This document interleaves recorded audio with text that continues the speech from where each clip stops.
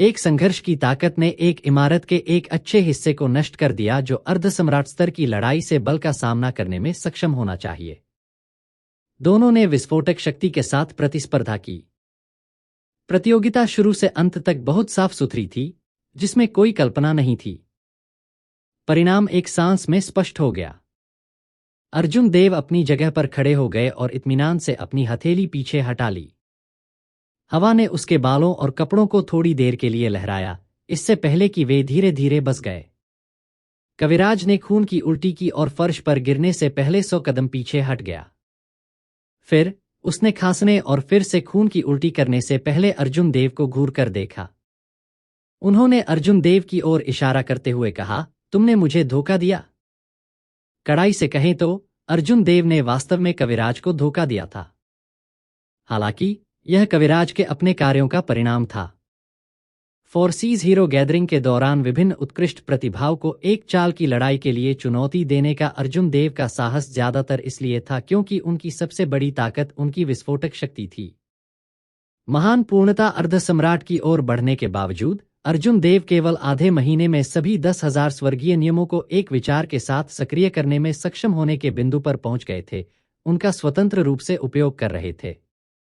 विस्फोटक शक्ति में अर्जुन देव के खिलाफ प्रतिस्पर्धा करने की हिम्मत करके, यहां तक कि एक चाल में जीत का फैसला करने की इच्छा रखते हुए, कविराज बस अपमानित होने के लिए कह रहे थे।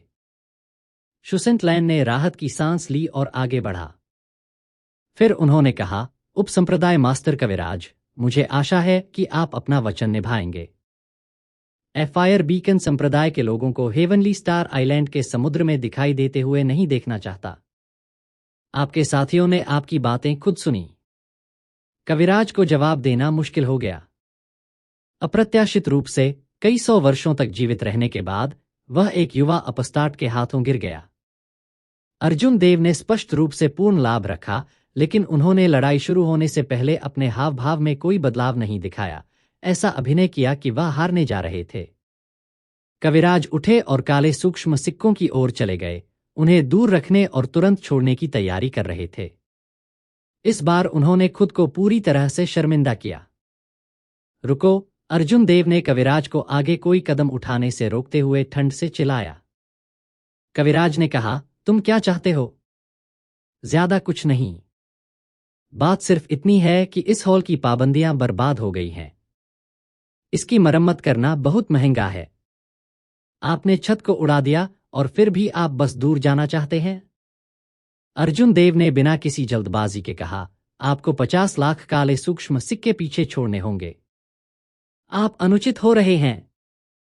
अर्जुन देव ने उदासीनता से जवाब दिया, वास्तव में मैं अनुचित हो रहा हूं। उन्होंने कहा, जो कोई भी मेरे साथ तर्कसंगत होने की कोशिश करेगा, अर्जुन देव, मैं उनके साथ तर्क का इस्तेमाल करूंगा। सब कुछ खुले में सीधे तरीके से किया जाएगा। हालांकि अगर कोई मेरे साथ अनुचित होना चाहता है, तो मुझे बेचने के लिए मजबूर करने के लिए अपनी ताकत से मुझे धमकाने की कोशिश करना, मैं, अर्जुन देव, और भी अनुचित हो सकता है। अर्जुन देव के बोलने के ठीक बाद उन्होंने कविराज के जवाब का इंतजार किए बिना एक और हथेली पर प्रहार किया। इसने उसे सीधे हॉल से बाहर निकाल दिया, उसे कोई चेहरा नहीं दिया।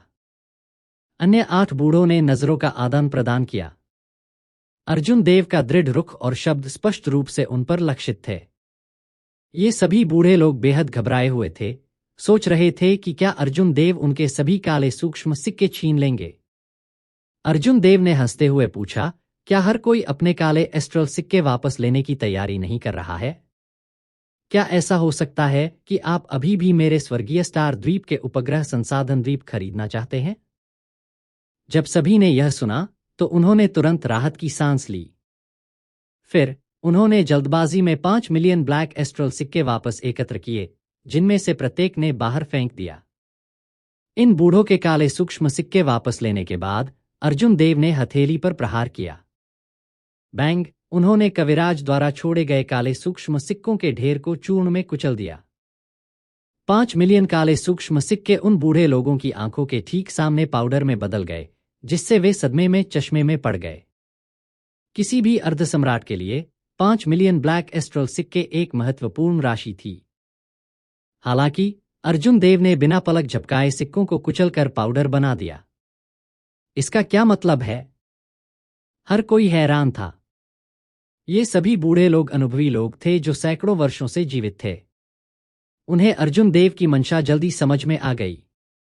यह वह अपना रुख दिखा रहा था।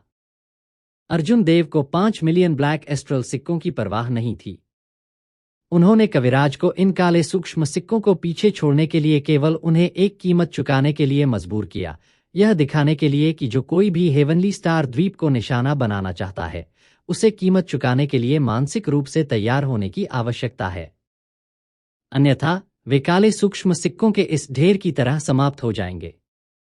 अपनी बुद्धि ठीक होने के बाद पास के रैंक 9 संप्रदायों के अन्य उपसंप्रदाय के गुरुओं ने तुरंत अर्जुन देव के साथ खुशी से बातचीत करना शुरू कर दिया, यह गारंटी देते हुए कि वे कभी भी स्वर्गीय स्टार द्वीप के लिए परेशानी की तलाश नहीं करेंगे और यह सिर्फ एक गलतफहमी थी। अर्जुन देव की ताकत को देखने के बाद उन्हें एहसास हुआ कि अब उनके लिए हेवनली स्टार आइलैंड को निशाना बनाना बुद्धिमानी नहीं होगी। हालांकि रैंक 9 संप्रदाय में मार्शल सम्राट थे, लेकिन जिन लोगों के लिए अर्जुन देव निश्चित रूप से एक जोड़ी नहीं थे, एक मार्शल सम्राट हमेशा अपने संप्रदाय में हमेशा नहीं रह सकता था। यदि अर्जुन देव जैसा कोई नाराज होता तो वह उस समय का इंतजार कर सकता था जब मार्शल सम्राट आने और परेशानी की तलाश करने के लिए अनुपस्थित था। यह अनिश्चितता सभी को किनारे पर डाल देगी। एक व्यक्ति ने एक पूरे संप्रदाय को मार डाला और केवल कुछ शीर्ष लोगों को छोड़ दिया। कुछ ऐसा था जो पहले हुआ था। नंगे पैर चप्पल वाले लोगों से नहीं डरते थे। एक पक्ष अंत तक लड़ेगा, दोनों पक्षों को भारी नुकसान पहुंचाएगा और न ही किसी को लाभ होगा। नोट: नंगे पैर चप्पल वाले लोगों से नहीं डरते थे। इस कहावत का मतलब है कि नंगे पैर वाले व्यक्ति के पास पहले से ही खोने के लिए और कुछ नहीं है, इसलिए वह अपना सब कुछ दांव पर लगाने की इच्छा रखता है। सबसे खास बात यह भी थी कि अर्जुन देव ने बहुत सावधानी से अभिनय किया। उन्होंने कविराज को ही सबक सिखाया। जहां तक अन्य बूढ़े लोगों की बात है, जिन्होंने काले सूक्ष्म सिक्के निकाले, उन्होंने उनके लिए चीजों को मुश्किल नहीं बनाया और शत्रुतापूर्ण नहीं हो गए। इस तरह से उनके लिए पीछे हटना बहुत आसान हो गया। हम अभी के लिए छुट्टी लेंगे। भविष्य में यदि एज़्योर ड्रैगन किंग के पास समय है तो हमारे संप्रदायों में आएं और हमारे साथ बातचीत करें, जिससे हमारी दोस्ती गहरी हो सके। चूंकि हॉल की छत पहले ही फट चुकी थी, इसलिए यहां लंबे समय तक रहना स्पष्ट रूप से उचित नहीं था। अपना रुख व्यक्त करने के बाद विभिन्न बूढ़े सभी खड़े हो गए और जाने के लिए तैयार हो गए। शुसेंटलैंड ने राहत की सांस ली। अर्जुन देव किसी तरह इस मामले को शानदार तरीके से सुलझाने में कामयाब रहे। ऐसे लोगों के प्रति बहुत विनम्र नहीं हो सकता। यदि कोई बहुत नरम दिखाई देता है तो अन्य लोग सोचेंगे कि किसी को धमकाना आसान है। अर्जुन देव ने इस स्थिति को पूरी तरह से संभाला, बिना किसी को ठेस पहुंचाए अपनी ताकत का प्रदर्शन किया। बस इस समय मजबूत मानसिक शक्ति उस जगह में बह गई।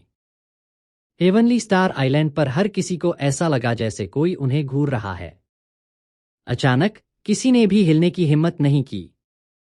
इतने मजबूत दुश्मन का सामना करते हुए उन्हें अपने दिल में एक अजीब सा डर महसूस हुआ। इस टकटकी के पूरे द्वीप में घूमने के बाद यह अर्जुन देव पर केंद्रित हो गया, जिसने बाकी सभी को अपनी सांस छोड़ने की अनुमति दी। यह एक मार्शल सम्राट की ताकत है। हॉल में बूढ़े लोगों का समूह बहुत जानकार था और जल्दी से नवागंतुक की ताकत का निर्धारण कर लिया। क्या ऐसा हो सकता है कि कविराज को नुकसान की भरपाई नहीं हुई और उन्होंने अपने संप्रदाय के गुरु को व्यक्तिगत रूप से आने के लिए कहा? ऐसा नहीं लगता। इसके अलावा यह असंभव है। फायर बीकन संप्रदाय के संप्रदाय मास्टर मार्शल गॉड पैलेस को नाराज करने की हिम्मत नहीं करेंगे।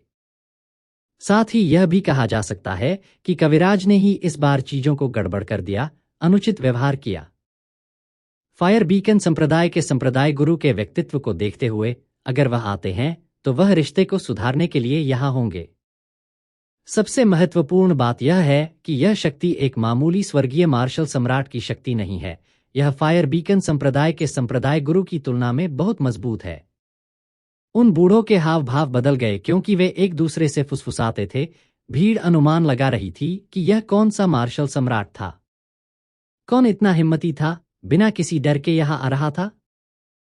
जबकि यह व्यक्ति एक मार्शल सम्राट था। अर्जुन देव थंडर सॉवरेन द्वारा पसंद किया जाने वाला एजो ड्रैगन किंग था। इसके अलावा यह मार्शल गॉड पैलेस की प्रदत्त भूमि थी। यहां तक कि अगर कोई इस जगह के संसाधनों के लिए लालची था, तब भी वह अधीनस्थों का एक समूह भेजता था। तब तक यदि मार्शल गॉड पैलेस जांच करने के लिए आता है, तो वे कह सकते हैं कि अर्जुन देव पर्याप्त रूप से सक्षम नहीं थे, एक ही खेती के क्षेत्र के लोगों से हार गए थे, इसलिए इस समुद्री क्षेत्र पर दावा करने के लिए उपयुक्त नहीं थे। यह देखते हुए मार्शल गॉड पैलेस के पास खड़े होने के लिए एक पैर नहीं होगा। हालांकि एक मार्शल सम्राट द्वारा एक व्यक्तिगत उपस्थिति अनकहे नियम का उल्लंघन करेगी। क्या यह अक्षमता के लिए मार्शल गॉड पैलेस का मजाक उड़ाने के बराबर नहीं होगा? मार्शल गॉड पैलेस निश्चित रूप से आलस्य से बैठकर नहीं देखेगा, नहीं तो पूरा मार्शल गॉड पैलेस शर्मिंदा हो जाएगा। शुसेंट लैन का दिल डूब गया। उसने कमोबेश अनुमान लगाया कि कौन आया था, इसलिए उसने भौहें सिकोड़ लीं। इस बार इस मामले को सुलझाना आसान नहीं होगा। बड़ी मुसीबत आ रही थी। उस समय अर्जुन देव ने बैंगनी रंग के वस्त्र धारण करने वाले मार्क्विस के वंशज का वध किया था। बैंगनी रंग पहने मार्क्विस अब बदला लेने के लिए यहां था। अर्जुन देव को अजीब तरह से मजबूत शक्ति को सहन करना कुछ कठिन लगा। उसके पैर नरम हो गए, लगभग घुटने टेक दिए। खेती में अंतर बहुत अधिक था। बस निराकार शक्ति ही पहले से ही अनब्लॉक करने योग्य थी। छी! महत्वपूर्ण क्षण में लिटिल येलो फेदर अमर आत्मा की अंगूठी से उड़ गया और अर्जुन देव के कंधे पर उतरा। इसने अर्जुन देव को दबाव सहन करने में मदद करने के लिए अपनी होली बीस्ट ब्लड लाइन का इस्तेमाल किया। अर्जुन देव ने अपनी कलाई हिलाने की कोशिश की और पाया कि वह पहले से ही ऐसा कर सकते हैं। एक विचार के साथ एक पीले रंग का पंख उसके हाथ में दिखाई दिया, इससे पहले कि वह उसे अपनी आस्तीन में छिपा ले। अपने जीवन की रक्षा के लिए गोल्डन कौवे का यह अंतिम उपाय था। यह एक महत्वपूर्ण समय में एक मार्शल सम्राट को गंभीर रूप से घायल कर सकता है, जिससे जीवित रहने का मौका मिल सकता है। यह वर्तमान में अर्जुन देव का सबसे बड़ा तुरुप था। एक गोल्डन क्रो होली बीस्ट, तेज आंखों वाला कोई व्यक्ति लिटिल येलो फेदर की प्रजातियों को पहचानते हुए सदमे में चिल्लाया। यह अमर युग का एक प्रसिद्ध पवित्र जानवर था। इसकी वंशावली महान थी और केवल प्राचीन ग्रंथों में दर्ज की गई थी, कुछ ऐसा जो शायद ही कभी देखा गया था। इसके बावजूद अर्जुन देव के पास एक पालतू जानवर के रूप में एक था। हुची हॉल में जगह आसानी से फट गई और बैंगनी ड्रैगन वस्त्र और बैटल आर्मर में एक प्रभावशाली मध्यम आयु वर्ग का आदमी बड़े कदमों के साथ बाहर चला गया। उनकी आभा असाधारण थी और चौंकाने वाला दबाव डालती थी। बैंगनी पहने मार्क्विस। आश्चर्य वास्तव में एक के बाद एक आए। जो मार्शल सम्राट दिखाई दिया, वह वास्तव में सी मोनार्क के पुराने गार्डों के वर्तमान पीढ़ी के बैंगनी पहने मार्क्विस थे। यह एक ग्रेटर हेवनली मार्शल सम्राट था, जो वास्तव में पश्चिमी सागर में चरम पर था। बैंगनी क्लैड मार्क्विस की वंशावली का गुट भी रैंक 9 संप्रदाय था। हालांकि इसका संचय इन रैंक 9 संप्रदायों की तुलना में बहुत अधिक था। यदि ये रैंक 9 संप्रदाय एक साथ बनते हैं, तो वे केवल बैंगनी क्लैड मार्क्विस के गुट से मुश्किल से निपट सकते हैं। इसके अलावा बैंगनी पहने मार्क्विस के पास अभी भी पश्चिमी सागर डिवाइन ड्रैगन पैलेस था, जो उसका समर्थन कर रहा था। इस दृश्य को देखकर ये बूढ़े लोग फिर से बुरे इरादों का मनोरंजन करने में मदद नहीं कर सके। बैंगनी पहने मार्क्विस व्यक्तिगत रूप से शत्रुतापूर्ण अभिव्यक्ति के साथ आए। कुछ बड़ा हुआ होगा। अर्जुन देव शायद मुसीबत में थे और हेवनली स्टार आइलैंड के मिश्रण में एक और चर जोड़ा जाएगा। प्राचीन गोल्डन क्रो। बव्वा, आपके पास वास्तव में इस तरह के एक पौराणिक पवित्र जानवर को वश में करने में सक्षम होने के लिए भारी भाग्य है। मैं पीछा करने के लिए कटौती करूंगा। आपको पता होना चाहिए कि मैं यहां क्यों हूं। आपको इसके लिए पहले से ही तैयार रहना चाहिए। बैंगनी रंग के कपड़े पहने मार्क्विस ने अर्जुन देव को देखने से पहले अर्जुन देव के कंधे पर क्रूर दिखने वाले सुनहरे पीले पंख को देखते हुए बिना किसी जल्दबाजी में कहा। अपनी शुरुआती घबराहट से पहले ही शांत होने के बाद अर्जुन देव ने उदासीनता से पूछा, सीनियर जैसे प्रमुख चरित्र का मेरे साथ किस तरह का संघर्ष हो सकता है? सीनियर के लिए यह सबसे अच्छा है कि वह सिर्फ अपने मन की बात कहे। यह जूनियर सुनेगा।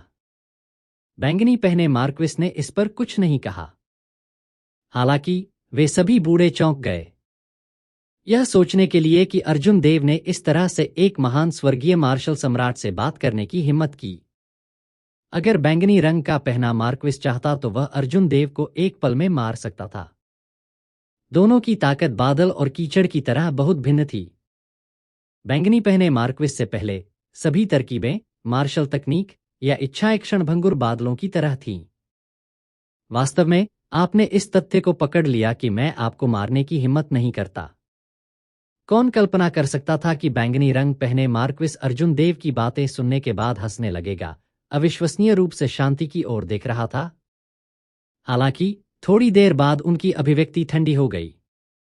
उन्होंने ठंडे स्वर में कहा, हालांकि यदि आप एक महान स्वर्गीय मार्शल सम्राट के सामने अपने गौरव को नहीं छोड़ते हैं तो आप बस अपने लिए दुख की तलाश करेंगे। जैसे ही बैंगनी पहने मार्क्विस ने बात की, उसकी अभिव्यक्ति ठंडी हो गई। उसकी बातों के साथ ही पूरा हेवनली स्टार आइलैंड कांपने लगा। बादल कम और नीचे दबते हुए लग रहे थे, जैसे कि आकाश नीचे उतर गया हो। जब तक बैंगनी कपड़े पहने मार्क्विस ने बोलना समाप्त किया, तब तक अर्जुन देव की ओर अत्यधिक दबाव बढ़ गया था, जिससे हवा लगभग ठोस महसूस हो रही थी। हर कोई बैंगनी पहने मार्क्विस के भारी क्रोध को महसूस कर सकता था। डर के मारे उन्होंने जोर से सांस लेने की भी हिम्मत नहीं की। दरअसल बैंगनी रंग का पहने मार्क्विस अर्जुन देव को नहीं मार सकता था। हालांकि वह उसे सबक सिखाने के लिए एक कदम उठा सकता था, उसे पीट सकता था। जब तक अर्जुन देव की मृत्यु नहीं होती, तब तक बैंगनी रंग का पहने मार्क्विस बहुत अधिक परेशानी में नहीं पड़ता। इस तरह का रवैया दिखाकर अर्जुन देव वाकई सिर्फ अपने लिए मुसीबत की तलाश कर रहे थे। बूढ़ों के समूह ने सोचा, वह केवल मृत्यु की तलाश कर रहा है। एक महान स्वर्गीय मार्शल सम्राट को देखते समय किसी को विनम्रता दिखानी चाहिए। कोई इतना लापरवाह कैसे हो सकता है? यह बस बहुत अपमानजनक था। कोई भी परिणाम उसके अपने कार्यों का परिणाम होगा। भयावह माहौल के बावजूद अर्जुन देव ने पीछे हटने का कोई संकेत नहीं दिया। उन्होंने न तो दास और न ही दबंग तरीके से कहा, यदि आपके मन में कुछ है तो बस इसे सीधे बोलें। यह जूनियर सुनेगा और मेरी क्षमता के अनुसार जवाब देगा। हालांकि अगर आप मुझे सबक सिखाने के लिए अनुचित रूप से कोशिश करने के लिए अपनी हैसियत और ताकत का उपयोग करना चाहते हैं तो मैं, अर्जुन देव, धमकाना इतना आसान नहीं है। हाँ, बैंगनी पहने मार्क्विस हंसी में फूट पड़ा, जैसे कि उसने कुछ प्रफुल्लित करने वाला सुना हो। उन्होंने कहा, अगर थंडर सॉवरेन आपका समर्थन नहीं करता तो मैं आपको एक उंगली से चींटी को मारने की तरह मौत के घाट उतार सकता था। मैं तुम्हें धमकाने में कैसे सक्षम नहीं हूं? मैं सीधा हो जाऊंगा। तुमने मेरे बैंगनी कपड़े पहने मार्क्विस के बेटे को मार डाला। हालांकि मैं अब तुम्हें नहीं मार सकता। अगर मैं तुम्हें अधमरू नहीं मारूंगा तो मेरे लिए इसे निगलना मुश्किल होगा। अर्जुन देव के हाथ के एक फ्लिप के साथ उनकी उंगलियों के बीच एक सुनहरे पंख दिखाई दिए। फिर उसने इसके भीतर धधकती आभा प्रदर्शित की। एक सुनहरी सौर सच्ची लौ ने आग का एक घना स्तंभ बनाया, जो अर्जुन देव के शरीर से आकाश में उड़ता है और बादलों को भेदता है। चमकदार रोशनी अत्यधिक उज्ज्वल थी, इसके विपरीत परिवेश को अंधेरे में फेंक रही थी। ऐसा लग रहा था कि यह धधकता हुआ स्तंभ इस दुनिया में प्रकाश का एकमात्र स्रोत है। यह है। बैंगनी रंग के कपड़े पहने मार्क्विस की अभिव्यक्ति, जो एक चाल चलने की तैयारी कर रही थी, धीरे धीरे गंभीर हो गई, क्योंकि वह अर्जुन देव की उंगलियों के बीच सुनहरे पंख को देख रहा था। इस हंगामे ने दर्शकों को भी झकझोर कर रख दिया। अप्रत्याशित रूप से अर्जुन देव एक मार्शल सम्राट से लड़ने की योजना बना रहे थे। क्या वह पागल था? बैंगनी पहने मार्क्विस एक महान स्वर्गीय मार्शल सम्राट थे। वह एक विचार से पूरे स्वर्गीय सितारा द्वीप को समतल करने में सक्षम था। हालांकि उसे उस छोटे से पंख से एक अत्यधिक खतरा महसूस हुआ। उसकी नजर गोल्डन क्रो पर चली गई और उसने देखा कि उसमें दो समान सुनहरे पंख थे। फिर वह अचानक समझ गया। बैंगनी रंग के कपड़े पहने मार्क्विस को अब समझ में आ गया कि अर्जुन देव के हाथ में क्या है। उसका दिल डूब गया, क्योंकि उसने धीरे से कहा, सोलर प्लम फेदर, सुरक्षात्मक उपाय गोल्डन क्रो रेस में पारित हो गया। अर्जुन देव, आप वास्तव में मुझे आश्चर्यचकित करते हैं। यह सोचने के लिए कि गोल्डन क्रो होली बीस्ट वास्तव में आपको कुछ इतना कीमती देगा। हालांकि अगर आपको लगता है कि वह चीज मुझे डरा सकती है, तो आप बहुत भोले हैं। मैं गारंटी देता हूं कि यदि आप एक कदम उठाने की हिम्मत करते हैं, तो आप अंत में पीड़ित होंगे। सोने की आग में नहाए अर्जुन देव ने सुनहरे पंख को पकड़ते हुए उदासीनता से कहा, यह सही है, मुझे दुख हो सकता है। यहां तक कि अगर मैं इस सौर प्लम पंख का उपयोग करता हूं, तो मैं मुश्किल से आपको घायल करने में सक्षम होऊंगा। जहां तक मेरी बात है, मैं एक जीवन रक्षक तुरुप का पत्ता खो दूंगा और फिर भी आधा अधूरा पीटा जाऊंगा। चाहे कुछ भी हो, मैं हार जाऊंगा। हालांकि इस दुनिया में कुछ चीजें हैं जिन्हें मैं सिर्फ इसलिए नहीं छोड़ सकता क्योंकि मैं पीड़ित हूं। सही सही है और गलत गलत है। आपका बेटा मेरे स्वर्गीय स्टार द्वीप पर परेशानी पैदा करने के लिए आया था, मेरे स्वर्गीय स्टार द्वीप के नागरिकों को मार रहा था, मेरे भाइयों को घायल कर रहा था और मेरे दोस्तों को अपमानित कर रहा था। मुझे उसकी मृत्यु का कोई पछतावा नहीं है। जैसे ही अर्जुन देव ने ऐसा कहा, उससे बवाल मच गया। 8 बूढ़ों ने महसूस किया कि उनके पैर नरम हो गए हैं। अब वे समझ गए कि बैंगनी पहने मार्क्विस इतने गुस्से में क्यों थे। यह पता चला कि अर्जुन देव ने बैंगनी रंग के कपड़े पहने मार्क्विस के बेटे को मार डाला था। एक मार्शल सम्राट का बेटा उसके हाथों मर गया था। एक मार्शल सम्राट के बेटे की हत्या के बावजूद अर्जुन देव ने न केवल दया की भीख मांगने का कोई इरादा नहीं दिखाया, बल्कि उन्होंने बैंगनी कपड़े पहने मार्क्विस को भी चुनौती दी। कोई आश्चर्य नहीं कि बैंगनी रंग पहने मार्क्विस अर्जुन देव को सबक सिखाना चाहते थे, यह घोषणा करते हुए कि वह अर्जुन देव को उनकी स्थिति के बावजूद आधा हरा देंगे। मैं गलत नहीं हूं। जो गलत था वह आपका बेटा था।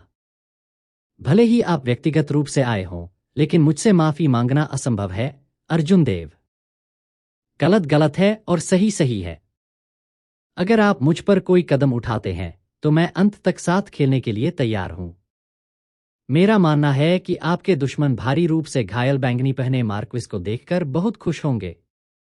अर्जुन देव ने खतरे के सामने कोई डर नहीं दिखाया। उसने सीधे बैंगनी पहने मार्क्विस को देखा और तर्क के साथ बात की, न तो दास और न ही दबंग। अर्जुन देव न तो खुद को हीरो मानते थे और न ही अहंकारी व्यवहार करते थे।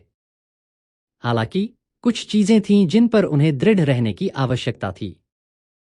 कुछ मान्यताएं डगमगा नहीं सकीं। वह अपने सिद्धांतों को नहीं खो सकता था और माफी में अपना सिर नहीं झुका सकता था क्योंकि दूसरा पक्ष एक प्यार करने वाला पिता था। उनके उदात्त और अडिग चरित्र ने उन्हें ऐसा करने की अनुमति नहीं दी।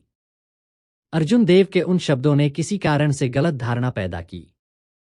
बढ़ती आभा के साथ एक मार्शल सम्राट होने के बावजूद बैंगनी रंग पहने मार्क्विस किसी तरह गति में अर्जुन देव से हार गए।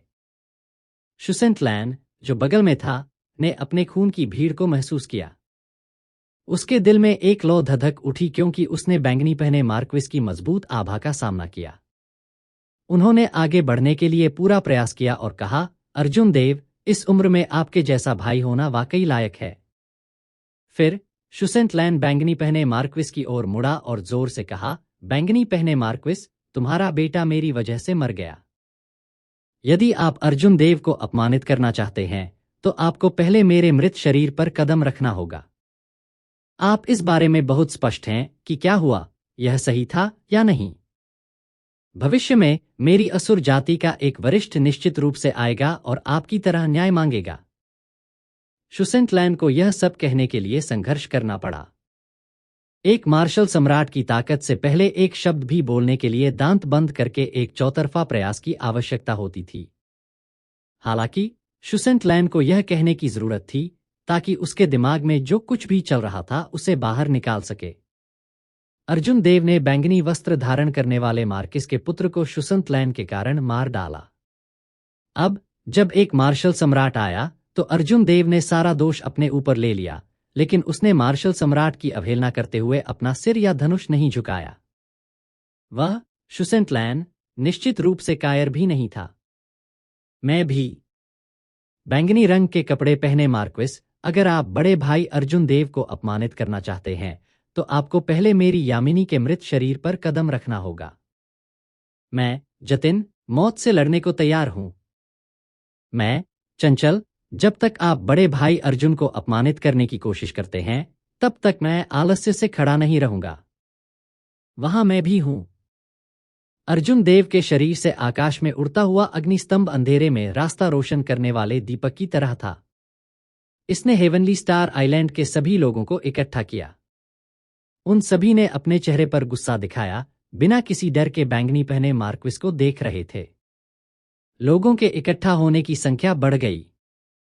हेवनली स्टार आइलैंड के काश्तकारों के अलावा आम लोग भी बाहर आए। लोग घने झुंड में इकट्ठे हुए, अंधेरे में बैंगनी पहने मार्क्विस को ठंड से घूर रहे थे। हर कोई एक दिल का था, इस आपदा में अर्जुन देव की मदद करने के लिए तैयार था। जब उनकी आवाजें एक साथ बजती हैं, तो ध्वनि ने उनके शरीर में एक गर्म खून को बढ़ावा दिया। बैंगनी पहने मार्क्विस के लिए ये लोग चींटियों की तरह थे। जब तक वह चाहता था, वह आसानी से उन सभी को मार सकता था, कोई भी जीवित नहीं रह सकता था।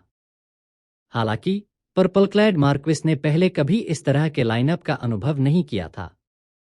जब से उसने अपनी साधना के रास्ते पर चलना शुरू किया, तब से उसने ऐसा दृश्य कभी नहीं देखा था। इसने उसे हड्डी तक हिला दिया। किस तरह का व्यक्ति लाखों लोगों को अंधेरे में कदम रखने के लिए प्रेरित कर सकता है, जो अपनी देखभाल किए बिना मरने को तैयार हैं? 8 बूढ़े अवाक रह गए। उन्हें उम्मीद नहीं थी कि एक मार्शल सम्राट के प्रकट होने के बाद हेवनली स्टार आइलैंड के इतने सारे लोग बाहर निकल जाएंगे।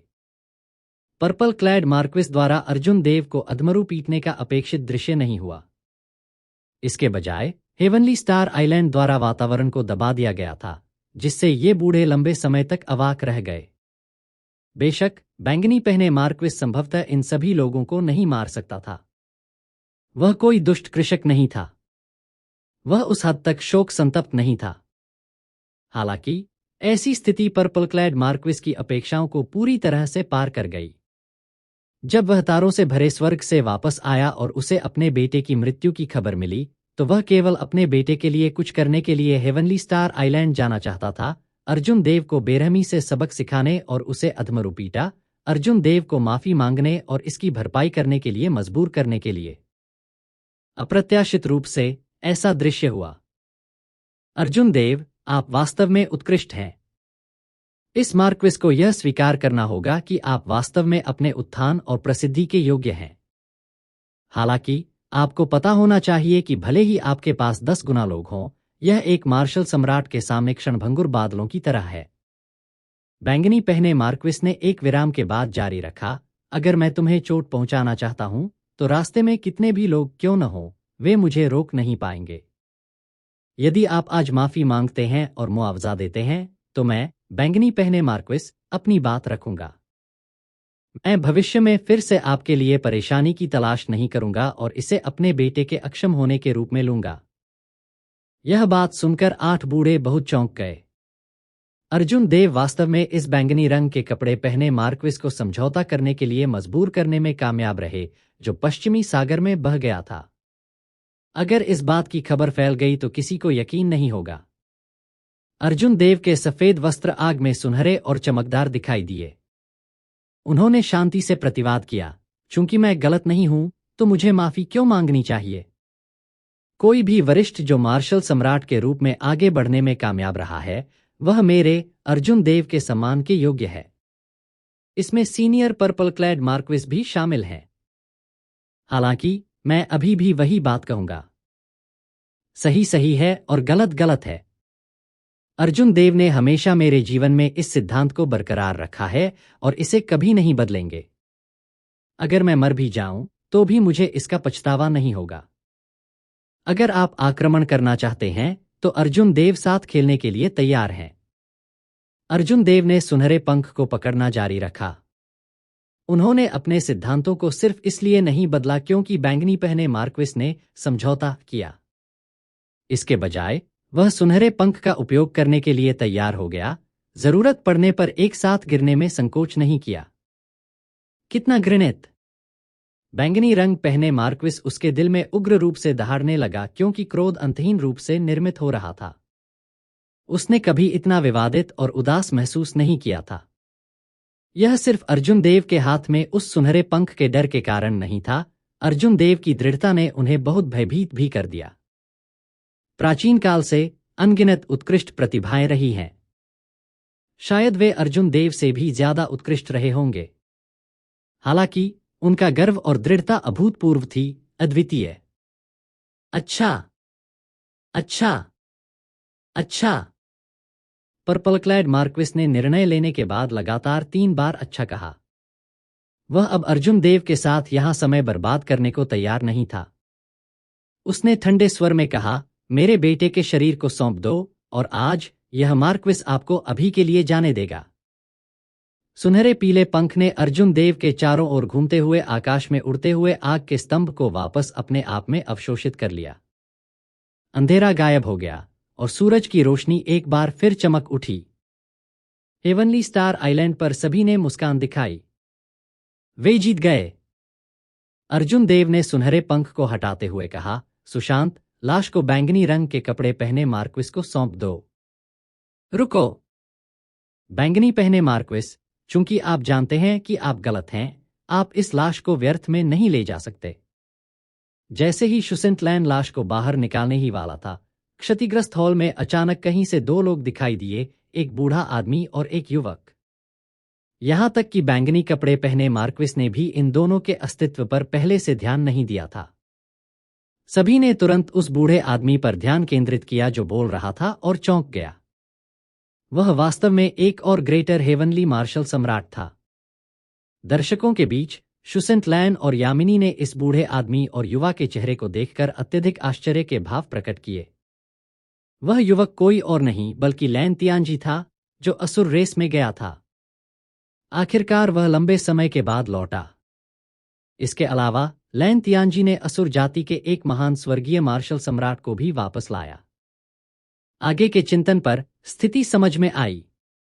उसी साधना के भीतर असुर जाति के अलावा अपनी स्थानिक प्रतिभाओं के साथ और कौन चुपचाप बैंगनी पहने मार्क्विस के सामने प्रकट हो सकता है।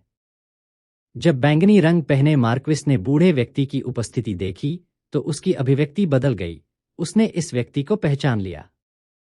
आप फ्लाइंग स्नो मैनर के बागिशलैन हैं, बागिशलैन जो कभी हेवन सीरीज हत्यारे की रैंकिंग की शीर्ष रैंक थी। फ्लाइंग स्नो मैनर कुनलुन क्षेत्र में एक रहस्यमय हत्यारा संगठन था। कोई भी किसान वहां हत्यारा बनने के लिए पंजीकरण करा सकता है। कोई भी अपनी पहचान सार्वजनिक करने या इसे छिपाने का विकल्प चुन सकता है। ज्यादातर लोगों को परेशानी का डर था, इसलिए वे छद्म नामों का इस्तेमाल करते थे।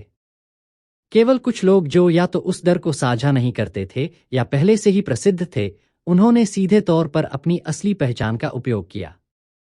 ऐसे लोग आमतौर पर ढीले काश्तकार होते थे। कठिन हत्या मिशन को पूरा करके कोई अंक अर्जित करेगा और अपना ग्रेड बढ़ाएगा। हेवन सीरीज फ्लाइंग स्नो मैनर का उच्चतम ग्रेड था। यदि कोई स्वर्ग श्रृंखला का हत्यारा बन जाता है तो हर बार जब कोई काम पूरा करता है तो उसे आसमान छूता हुआ इनाम मिलेगा। हालांकि हेवन सीरीज हत्यारा बनने के लिए सबसे बुनियादी आवश्यकता एक मार्शल सम्राट होना था। उसके बाद किसी को हेवन सीरीज हत्यारे से सम्मानित करने से पहले कठोर परीक्षण से गुजरना होगा। परीक्षणों में से एक 5 मार्शल सम्राटों को मारना था। बस इसके बारे में सोचना बेहद मुश्किल लग रहा था। एक सम्राट के दिल की खेती करने और मार्शल सम्राट के लिए आगे बढ़ने के बाद किसी को मारना बेहद मुश्किल होगा। मार्शल सम्राटों का पराजित होना दुर्लभ नहीं था, लेकिन एक मार्शल सम्राट को मारना अविश्वसनीय रूप से कठिन होगा। अब तक पूरे फ्लाइंग स्नो मैनर में हेवन सीरीज के हत्यारों की संख्या 2 हाथों पर गिनी जा सकती है। उन सभी में अथाह शक्ति थी, जिससे लोग उनके नाम की आवाज से डर से कांप उठते थे। आम लोग इन हेवन सीरीज हत्यारों की स्थिति को नहीं समझेंगे, उनके बारे में पहले कभी नहीं सुना होगा। हालांकि एक बार जब एक मार्शल सम्राट की ताकत एक निश्चित स्तर तक पहुंच गई तो इन हत्यारों की स्थिति अब कोई रहस्य नहीं रहेगी। असुर जाति की जन्मजात स्थानिक प्रतिभाओं के कारण उन्हें हत्याओं में बढ़त मिली। वास्तव में फ्लाइंग स्नो मैनर के कई प्रसिद्ध विशेषज्ञ असुर रेस के किसान थे। यह बेदाग बूढ़ा आदमी वास्तव में हेवन सीरीज हत्यारे की रैंकिंग का शीर्ष रैंक था। इस स्थिति ने एक निश्चित स्वचालित भय को प्रेरित किया। यह प्रतीत होता है कि बेदाग बागिशलैन मंदमंद मुस्कुराया और कहा, मैंने पहले से ही कई वर्षों से कोई कदम नहीं उठाया है। अप्रत्याशित रूप से दूर के स्वर्गीय तारों वाले महासागर से बैंगनी पहने मार्क्विस ने मेरे बारे में पहले सुना है। कितना आश्चर्य की बात है। बैंगनी पहने मार्क्विस मन ही मन ठंडे स्वर में मुस्कुराया। इस बूढ़े आदमी ने कम से कम 10 मार्शल सम्राटों को मार डाला था। मार्शल सम्राटों के घेरे में इस साथी का नाम कई संप्रभु मार्शल सम्राटों से भी अधिक भयानक था। इस व्यक्ति को जीवन रिक्वायसिटर असुर के नाम से जाना जाता था। उन्होंने पिछले कई 100 वर्षों से पहले से ही कोई मिशन नहीं लिया था और उनका नाम धीरे धीरे उनके घेरे में फीका पड़ गया। अप्रत्याशित रूप से यह व्यक्ति, जिसे मार्शल सम्राट सबसे अधिक भागने के लिए तैयार नहीं थे, इस रनडाउन जगह में दिखाई दिया। कई 100 वर्षों तक इस व्यक्ति की कोई खबर नहीं होने के बावजूद यह व्यक्ति वास्तव में अभी भी जीवित था और यहां तक कि ग्रेटर हेवनली मार्शल सम्राट तक भी आगे बढ़ चुका था। इसके अलावा उनकी खेती बैंगनी पहने मार्क्विस से भी गहरी थी। जब जीवन रिक्वायसिटर असुर अभी भी एक मामूली स्वर्गीय मार्शल सम्राट था, तो उसने पहले से ही ग्रेटर हेवनली मार्शल सम्राटों के लिए खतरा पैदा कर दिया था। अब जब वह ग्रेटर हेवनली मार्शल सम्राट के रूप में आगे बढ़ गया था, तो बैंगनी पहने मार्क्विस और भी अधिक उसका मैच नहीं होगा, खासकर जब उसकी खेती बैंगनी पहने मार्क्विस की तुलना में अधिक थी। बैंगनी रंग पहने मार्क्विस बहुत उदास महसूस कर रहा था। उन्हें शुरू में सफलता का बहुत भरोसा था। हालांकि सबसे पहले अर्जुन देव का अडिग गर्व था, जो उन्हें पीछे हटने के लिए मजबूर करता रहा। अब बागिशलैन था, जिससे यह अनिश्चित हो गया था कि वह अपने बेटे की लाश वापस पा सकता है या नहीं। बैंगनी रंग पहने मार्क्विस उसके दिल में भड़क उठा। उसने बागिशलैन की ओर देखा और पूछा, आप वास्तव में क्या चाहते हैं? इसका आपसे कोई लेना देना नहीं है ना? बागिशलैन ने उदासीनता से उत्तर दिया, यह बहुत आसान है। चूंकि आप पहले से ही स्वीकार करते हैं कि आप गलत थे, अपने बेटे के स्थान पर मेरे शिष्य से माफी मांगे और फिर इस युवा भाई से माफी मांगे। अगर आप माफी नहीं मांगना चाहते हैं तो यह भी ठीक है। बस 10 मिलियन ब्लैक एस्ट्रल सिक्के पीछे छोड़ दें, या आप अपने बेटे की लाश वापस पाने के बारे में भूल सकते हैं। हेवनली स्टार आइलैंड के सभी काश्तकार, साथ ही बाहर के बूढ़े लोग यह सोचने में मदद नहीं कर सके, अत्याचारी। बैंगनी रंग पहने मार्क्विस अपने बेटे की मौत के प्रतिशोध में परेशानी की तलाश करने आया था। हालांकि वह न केवल ऐसा करने में विफल रहा, बल्कि उसे हेवनली स्टार आइलैंड से माफी भी मांगनी पड़ी। यह रहस्यमय बूढ़ा आदमी जो अचानक प्रकट हुआ, वह वास्तव में अत्याचारी था। बागिशलैन, अति मत करो। बैंगनी रंग पहने मार्क्विस तुरंत क्रोधित हो गया। उन्होंने 10 मिलियन ब्लैक एस्ट्रल सिक्कों की परवाह नहीं की। हालांकि वह इस तरह से चेहरा नहीं खोना चाहते थे। हाँ। दरअसल 1000 साल की आलस्य के बाद लाइफ रिक्विजिटर असुर उपनाम कुछ लोगों के लिए केवल एक उपनाम बन गया है। बागिशलैन मंदमंद मुस्कुराया और उसके हाथ में एक प्राचीन काला सिक्का दिखाई दिया। यह प्राचीन सिक्का ऐसा लग रहा था जैसे वह जीवित हो, उसकी 5 अंगुलियों के चारों ओर नृत्य कर रहा हो। यह सिर्फ एक साधारण आंदोलन था, लेकिन यह इतना चकाचौंध था कि इसने सभी को चक्कर आ गया। तभी सभी ने देखा कि इस बेपरवाह बूढ़े आदमी के पास हाथों की एक आदर्श जोड़ी थी। ऐसा इसलिए था क्योंकि जैसे ही प्राचीन सिक्का चारों ओर नाचता था, कोई भी ऊर्जा में उतार चढ़ाव महसूस नहीं कर सकता था। यह अविश्वसनीय आंदोलन विशुद्ध रूप से बूढ़े व्यक्ति की फुर्तीली उंगलियों के कारण था। जैसे ही बैंगनी पहने मार्क्विस ने रहस्यमय प्राचीन सिक्के को चारों ओर नाचते देखा, उसका दिल डूब गया।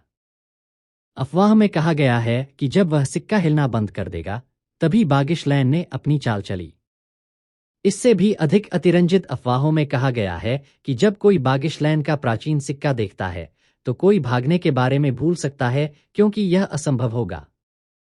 जब ब्लैक एस्ट्रल कॉइन ने हिलना बंद कर दिया, तो कोई पलटवार करने के बारे में भूल सकता था, क्योंकि अब कोई अवसर नहीं होगा। बस चुपचाप मौत का इंतजार करना चाहिए। बागिशलैन के लंबे, खून के प्यासे करियर में अनगिनत प्रसिद्ध लोगों ने इस अफवाह की प्रामाणिकता को सत्यापित करने के लिए अपने जीवन का उपयोग किया था। यह लाइफ रिक्वायर सिटर असुर उपनाम की उत्पत्ति थी। बैंगनी पहने मार्क्विस के विचार दौड़ गए क्योंकि उन्होंने केवल क्षणों में हजारों उपायों पर विचार किया। हालांकि उनमें से किसी ने भी उसे बागिशलैंड से बचने का आत्मविश्वास नहीं दिया। बैंगनी रंग के कपड़े पहने मार्क्विस के हाथ की एक लहर के साथ खंडहर हॉल में काले सूक्ष्म सिक्कों का ढेर दिखाई दिया। उसने उदास होकर कहा, मुझे मेरे बेटे की लाश दे दो। शुसेंट लैन, जो लंबे समय से ऐसा करने के लिए तैयार था, ने अपना हाथ लहराया और उसकी स्थानिक अंगूठी से एक ताबूत निकला। बैंगनी रंग पहने मार्क्विस ने ताबूत को बिना देखे ही दूर रख दिया। फिर वह मुड़ा, अंतरिक्ष को फाड़ दिया और जल्दी से जगह छोड़ दी। बैगिशलैन, जिसने बैंगनी पहने मार्क्विस को चलाने के लिए केवल एक सिक्के का इस्तेमाल किया, मंद मंद मुस्कुराया। किसी ने उसे कुछ करते नहीं देखा, लेकिन वह रहस्यमय प्राचीन सिक्का गायब हो गया। जब सभी ने बैंगनी पहने मार्क्विस को जाते देखा, तो पूरे स्वर्गीय स्टार द्वीप पर खुशी की चीखें गूंज उठीं। बैंगनी पहने मार्क्विस जैसे मजबूत व्यक्ति को हेवनली स्टार आइलैंड पर इस तरह के नुकसान का सामना करना पड़ा और उसने कोई अन्य विचार रखने की हिम्मत नहीं की। इससे अर्जुन देव के लिए खड़े सभी साधकों को अविश्वसनीय रूप से गर्व हुआ। उनके दिलों में एक शानदार भावना फैल गई। इज़योर ड्रैगन किंग, मैं पहले कुछ उल्लेख करना भूल गया। मैंने कहा कि मैं यहां हेवनली स्टार आइलैंड घूमने आया था, लेकिन मैं खाली हाथ आया। यह बिल्कुल अनुचित है। कृपया इन 5 मिलियन काले सूक्ष्म सिक्कों को स्वीकार करें। मेरी याददाश्त वास्तव में मेरे बुढ़ापे में खराब हो गई है। इज़योर ड्रैगन किंग, कृपया बुरा न माने। मेरे 5 मिलियन काले सूक्ष्म सिक्के मुश्किल से एक उपहार के रूप में इस्तेमाल किया जा सकता है। भविष्य में जब मैं औपचारिक यात्रा के लिए आऊंगा तो यह बूढ़ा आदमी इसकी भरपाई करेगा। 8 बूढ़े, जो शुरू में जाने के लिए तैयार थे, जल्दी से आगे बढ़े। उनके चेहरे पर मुस्कान भर गई क्योंकि उन्होंने 5 मिलियन काले सूक्ष्म सिक्कों के ढेर को फेंक दिया और जोर देकर कहा कि अर्जुन देव पैसे रखें। इन बूढ़ों ने अर्जुन देव को मना करने का मौका भी नहीं दिया। उन्होंने बस काले सूक्ष्म सिक्कों को फेंक दिया और जल्दबाजी में चले गए। समय पर अर्जुन देव ने उनमें केवल भय को प्रेरित किया, उन्हें भविष्य में स्वर्गीय स्टार द्वीप को अपमानित करने से रोका। जब इन बूढ़ों ने हेवनली स्टार द्वीप पर कई काश्तकारों के दृश्य को देखा जो अर्जुन देव को धमकी देने वाले एक मार्शल सम्राट के खिलाफ दिल में एकजुट हो गए थे, तो सभी आगे बढ़ने और एक मार्शल सम्राट का विरोध करने की हिम्मत कर रहे थे। और असुर जाति के रहस्यमय मार्शल सम्राट को देखा तो उन्हें विश्वास हो गया कि स्वर्गीय स्टार द्वीप का उदय जल्द ही होगा। अच्छे संबंध जल्दी स्थापित करना एक अच्छा विचार होगा। अर्जुन देव के हाव भाव शांत रहे, वह वास्तव में उन काले सूक्ष्म सिक्कों की परवाह नहीं करता था। शुसेंट लैन के साथ वह तेजी से उस अत्याचारी असुर रेस मार्शल सम्राट के पास पहुंचा। अगर यह बूढ़ा आदमी इस बार प्रकट नहीं हुआ होता, भले ही बैंगनी पहने मार्क्विस को मजबूर कर दिया गया होता, तो बैंगनी पहने मार्क्विस संतुष्ट महसूस नहीं करता और देरसबेर वापस आ जाता।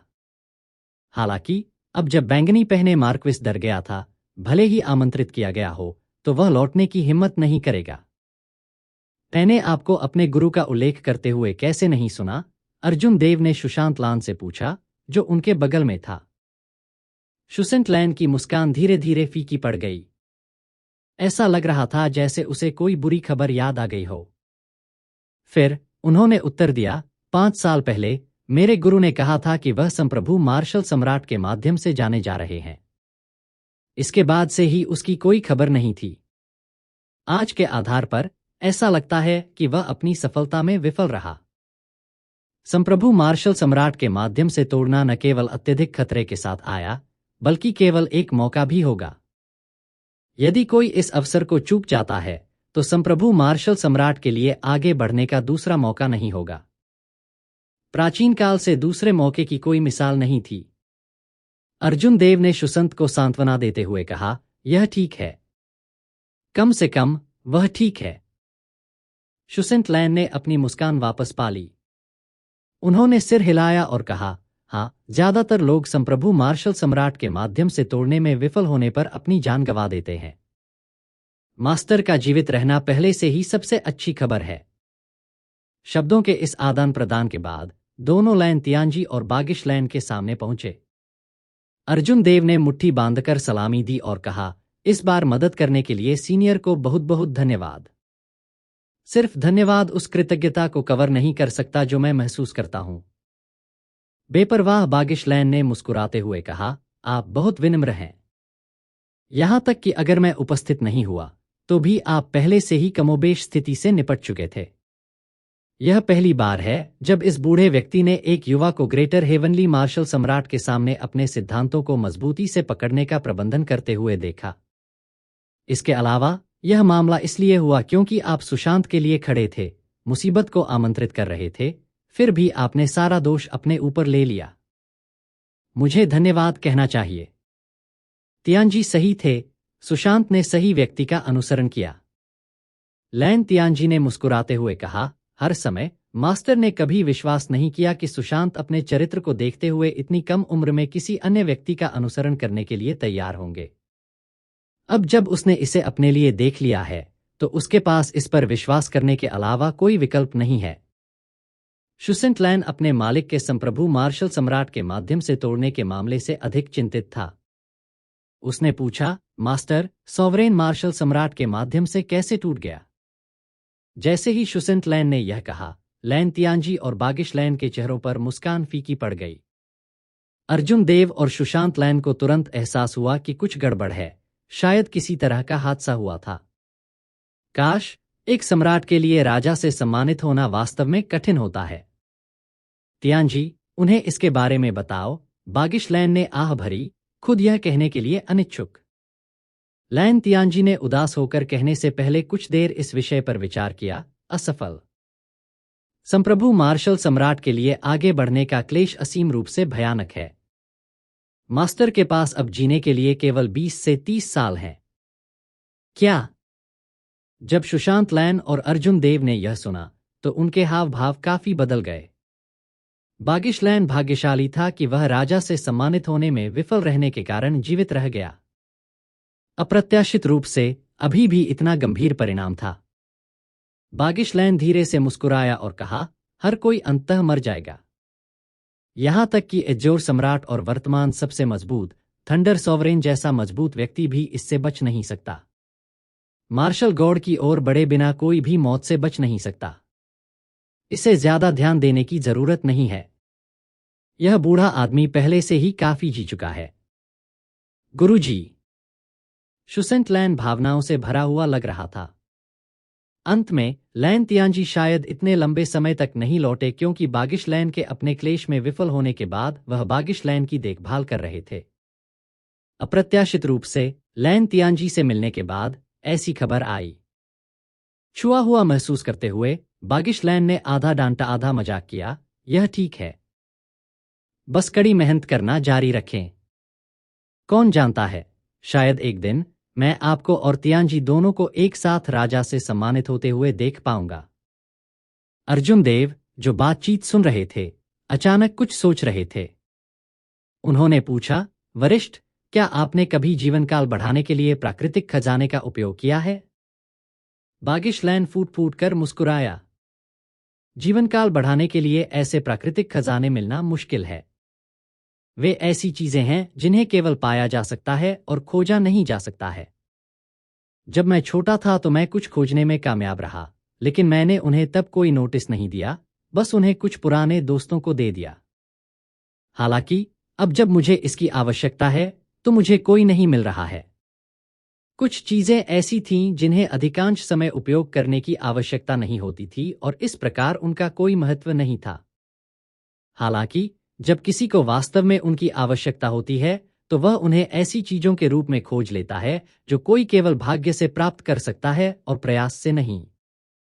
कोई फर्क नहीं पड़ता कि किसी ने क्या किया, कोई भी उन्हें नहीं ढूंढ सकता था। अर्जुन देव के हाथों में अभी भी 2 दीर्घायु फल थे।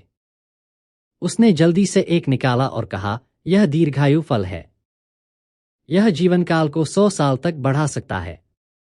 यदि सीनियर को कोई बेहतर प्राकृतिक खजाना नहीं मिल रहा है तो आप पहले इसका उपयोग कर सकते हैं। सभी के चेहरे खुशी से खिल उठे। अप्रत्याशित रूप से अर्जुन देव के पास एक ऐसा खजाना था जो केवल पाया जा सकता था और खोजा नहीं जा सकता था। सुशांत, अपने मालिक को इसे प्राप्त करने में मदद करें। मुझे ऐसी किसी वस्तु की कोई आवश्यकता नहीं है। अर्जुन देव ने दीर्घायु फल शुसंत को अपने गुरु को देने के लिए सौंप दिया। यह मामला वाकई हास्यास्पद था। अर्जुन देव के पास एक दीर्घायु फल था जो दूसरों को 100 साल की उम्र दे सकता था। हालांकि वह 4 साल की समय सीमा के अपने बुरे सपने को दूर नहीं कर सके। बैगिश लैंड को सुशांत लैंड से दीर्घायु फल प्राप्त हुआ। फिर उसने गहरे विचार में प्रवेश किया, जैसे वह किसी निर्णय पर आने की कोशिश कर रहा हो। कुछ देर बाद उन्होंने कहा, मूल रूप से मैं जीवनकाल बढ़ाने के लिए प्राकृतिक खजाने की खोज के लिए जाने से पहले सुशांत से मिलने के लिए हेवनली स्टार आइलैंड आने की योजना बना रहा था। चूंकि आपने मुझे दीर्घायु फल दिया है, इसलिए यह बूढ़ा आदमी कुछ समय के लिए यहां रहेगा। मैं दूसरों को अपने 2 शिष्यों को धमकाते हुए नहीं देख सकता। अर्जुन देव मन ही मन आनंदित हो गए। बागिश लैंड के शब्दों का मतलब था कि वह हेवनली स्टार आइलैंड में रहने का इरादा रखता था। एक असुर रेस मार्शल सम्राट के साथ जो बैंगनी पहने मार्क्विस को पीछे हटने के लिए मजबूर कर सकता था। हेवनली स्टार आइलैंड की सुरक्षा के बारे में चिंता करने की कोई आवश्यकता नहीं थी। शुसेंट लैंड और लैन तियांजी दोनों ही बागिश लैंड के हेवनली स्टार आइलैंड में रहने के फैसले से खुश थे। मास्टर, क्या आपने अर्जुन देव की बात के बारे में सुना है? चूंकि यहां शायद ही कभी देखा जाने वाला मार्शल सम्राट था, उस पर एक रिश्तेदार सुशांत लैन अर्जुन देव की समस्या के बारे में पूछने में मदद नहीं कर सका। बागिश लैन ने सिर हिलाया। यदि एज़्योर ड्रैगन किंग अगले 4 वर्षों में मार्शल सम्राट नहीं बनता, तो उसके पास जीने के लिए केवल 20 साल होंगे। किसी कारण से इस खबर ने पहले से ही कुनलुन महाद्वीप में हलचल मचा दी थी, जो 1 महीने से भी कम समय में पूरे कुनलुन महाद्वीप में फैल गया था। लैन तियांजी ने गहरी सोच में प्रवेश किया। अगले 4 वर्षों में मार्शल सम्राट के लिए आगे बढ़ना संभव हो सकता है। अब तक केवल 1 वर्ष बीता है और अर्जुन देव पहले ही महान पूर्णता अर्ध सम्राट के रूप में आगे बढ़ चुके हैं। प्रतिभाओं के इस युग में चमत्कार हो सकते हैं। सम्राट के रास्ते पर चलने वाले किसी व्यक्ति के रूप में बागिश लैन ने अपना सिर हिलाया और कहा, यह कहना मुश्किल है। एक छोटे से पूर्णता अर्ध सम्राट के लिए महान पूर्णता अर्ध सम्राट की ओर बढ़ने के लिए सभी को पर्याप्त संसाधनों की आवश्यकता होती है और वे जल्दी से आगे बढ़ सकते हैं। ऐतिहासिक रूप से अर्जुन देव की वर्तमान साधना गति वास्तव में इतनी तेज नहीं है। अर्जुन देव ने सिर हिलाया और कहा, संसाधनों के संबंध में कोई समस्या नहीं है। वरिष्ठ, क्या आप इस बारे में कुछ सलाह देंगे कि आत्मा को स्वर्गीय मोहर में कैसे जोड़ा जाए और एक सम्राट के हृदय का स्पष्ट रूप कैसे बनाया जाए? हवा और आग का महाक्लेश जो उसके बाद आया वह अभी भी दूर था। अर्जुन देव को इस बात की सबसे अधिक चिंता इस बात की थी कि आत्मा को स्वर्गीय मोहर के साथ कैसे जोड़ा जाए। बागिश लैन ने कहा, आप उत्कृष्ट प्रतिभाओं की समझ क्षमता को देखते हुए यह कदम वास्तव में मुश्किल नहीं है। देरसबेर आप सफल होंगे। इसके लिए बस धीरे धीरे परीक्षण करने के लिए समय की आवश्यकता होती है। उसके बाद जब सभी स्थितियां सही होंगी तो यह एक चरण में होगा। यह कुछ ऐसा है जिस पर अन्य लोग मार्गदर्शन प्रदान करने में असमर्थ हैं। हालांकि अभी आपके पास जिस चीज की कमी है वह है समय। बागिश लैन ने महत्वपूर्ण बिंदु पर प्रहार किया। यह कदम 90% अर्ध सम्राटों को रोक सकता है। हालांकि इस 90% में निश्चित रूप से महान समझ क्षमता के साथ उत्कृष्ट प्रतिभाएं शामिल नहीं होंगी। स्वाभाविक रूप से अर्जुन देव कोई अपवाद नहीं थे। केवल एक चीज की कमी थी, वह थी समय। क्या कोई ऐसा तरीका है जो मुझे इस कदम को जल्दी से पारित कर सकता है? अर्जुन देव ने आगे कहा, या शायद इतिहास में क्या कोई ऐसा था जिसने कभी आत्मा और स्वर्गीय मोहर को मिलाने के लिए बहुत कम समय का उपयोग किया था? बागिश लैन ने ध्यान से सोचा। फिर उसने अपना सिर हिलाया और जवाब दिया, जहां तक मुझे पता है कोई नहीं है। हालांकि मुझे केवल कुनलुन महाद्वीप का इतिहास पता है। यह संभव है कि इस समुद्री दुनिया में कोई एक था। अर्जुन देव को थोड़ा निराशा हुई। ऐसा लग रहा था कि वह इस कदम के लिए दूसरों पर भरोसा नहीं कर सकता। जैसा कि एल्डर वर्मा ने कहा, वह केवल खुद पर भरोसा कर सकते थे। 10 दिन बाद हेवनली स्टार द्वीप पर एक दीवार से टकराने वाले बैंगनी पहने मार्क्विस की कहानी पूरे पश्चिमी सागर में तेजी से फैल गई। किसानों ने अर्जुन देव के दृश्य के बारे में बहुत विस्तार से गपशप की, जिसमें एक ग्रेटर हेवनली मार्शल सम्राट का विरोध किया गया था। अप्रत्याशित रूप से अर्जुन देव ने बैंगनी कपड़े पहने मार्क्विस जैसे ग्रेटर हेवनली मार्शल सम्राट से टकराने का साहस किया। इसके अलावा वह शीर्ष पर आने में भी कामयाब रहे। कोई भी इस तरह की अविश्वसनीय कहानी पर विश्वास नहीं करेगा यदि दूसरा पक्ष इसकी सत्यता की पुष्टि नहीं करता है। 3 दिनों के लिए आसपास के संप्रदायों के अलावा पूरे पश्चिमी सागर में सभी संप्रदाय एक अंतहीन धारा में दर्शन करने आए। यहां तक कि कविराज, जिसे अर्जुन देव ने हथेली पर प्रहार करके निष्कासित कर दिया था, बड़े उपहार और माफी मांगने के साथ वापस आए। इस अवधि के दौरान स्वर्गीय सितारा द्वीप महिमा से झूम उठा। इसने अंततः इस अराजक स्वर्गीय तारों वाले महासागर में पैर जमा लिया था। हेवनली स्टार आइलैंड को अब बाहरी व्यक्ति के रूप में नहीं देखा जाएगा। अब लोग संसाधनों से लदे उन उपग्रह द्वीपों पर नजर नहीं रखेंगे। अर्जुन देव ने खुद को साधना पर केंद्रित करते हुए व्यक्तिगत रूप से किसी का मनोरंजन करने से इनकार कर दिया। उन्होंने इनमें से किसी भी मामले को अपने बीच में नहीं आने दिया। हालांकि इस विशेष दिन एक निश्चित समाचार ने उन्हें बिना किसी हिचकिचाहट के एकांत से बाहर आने के लिए प्रेरित किया। धवन शर्मा काला सागर से एज्योर ड्रैगन मर्चेंट एसोसिएशन के बड़े मर्चेंट शिप के साथ लौटे थे। धवन शर्मा के लौटने की खबर मिलते ही अर्जुन देव तुरंत अपनी मौन साधना की स्थिति से जाग गए। वह पहले से ही काला सागर में जाने के बारे में सोच रहा था और जल्द से जल्द जाने की इच्छा रखता था। जैसे ही अर्जुन देव ने मंडप में प्रवेश किया, उन्होंने धवन शर्मा को देखा, जो अभी भी पहले की तरह ही दिख रहे थे, बहुत ही भड़कीले कपड़े पहने हुए और मोतियों और सोने से ढके हुए थे। फैटी उत्कृष्ट स्वास्थ्य में दिखाई दिया क्योंकि उसने अपने सोने के पंखे के साथ खुद को पंखा किया, एक व्यापारी की छवि के साथ। हालांकि अर्जुन देव ने धवन शर्मा के माथे पर धुंधली काली रेखाएं देखीं, जो उनके दिल में किसी तरह की नकारात्मक भावना का संकेत देती हैं। हे भाई अर्जुन देव, आखिरकार आप वापस आ गए। धवन शर्मा ने जब अर्जुन देव को देखा तो वह तुरंत जोर से हंस पड़े। अर्जुन देव द्वारा काला सागर और एज्योर ड्रैगन मर्चेंट एसोसिएशन की स्थिति के बारे में पूछने से पहले दोनों ने अभिवादन का आदान प्रदान किया। अंत में उन्होंने गुरप्रीत के बारे में पूछा। धवन शर्मा के वर्णन से काला सागर स्वर्गीय तारों वाले महासागर से छोटा नहीं था। यह बहुत विशाल था और द्वीप एक साथ अधिक निकटता से क्लस्टर थे। किंवदंती के अनुसार काला सागर के द्वीप मूल रूप से कई प्राचीन गुटों और पौराणिक पात्रों के साथ एक पूरा महाद्वीप था। किसी समय यह किसी अज्ञात कारण से अलग हो गया, जिसके परिणामस्वरूप वर्तमान स्थिति पैदा हुई। आकाश में जितने द्वीप थे, इतने वर्षों के परिवर्तनों के बाद आज के काला सागर में मुख्य रूप से 5 महान समुद्री क्षेत्र थे: काला जल सागर, काला पवन सागर, काला बादल सागर, काला आग सागर और डार्क सागर, जो काला सागर का मूल था।